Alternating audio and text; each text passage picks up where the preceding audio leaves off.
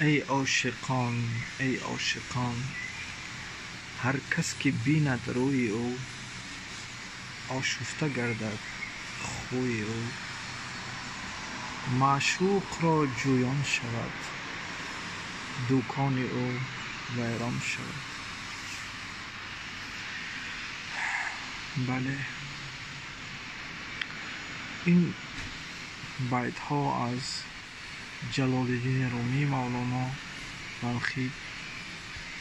که میگویند ای عاشقان هر کس که بیند روی او آشفته گردد خوی او معشوق را جویان شود دکان او ویران شود. یعنی هر کس که دل به خدا بست، یعنی که خدا را دید در درون خود، البته در درون دل خود که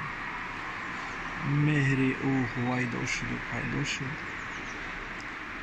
او عاشق را حتما جویان می شود، یعنی خدا را،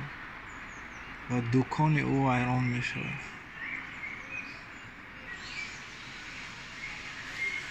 و دوام می شود به سوی او چون باد اندر کوی او. دکان گفته پارسیزبانان داد و گرفت را میگویند، خرید و فروش را میگویند،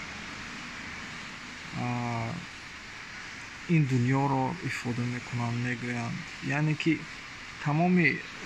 آن چیزی که در این دنیا دخل دارد، پول، مال، داد گرفت،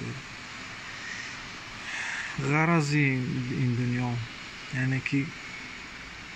وقتی که تو خدا را شناختی، خدا را دیدی در خود و مهر او در تو پیدا شد، دکان تو ویران میشه. یعنی که تو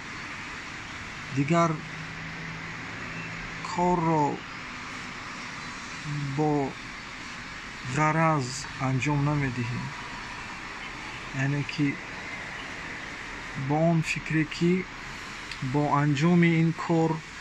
من چی به دست می آورده باشم، چی به دست می آورم، با همین فکر که تو تمام عمر کارها را انجام می دادی دیگر انجام نمیدهی، یعنی دکان تو ویران میشه. تو با معشوقه خود بیغرض به خدمت می پردازی، یعنی خواهش تو تنها رازگی او میشه،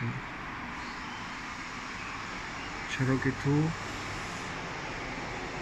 دیگر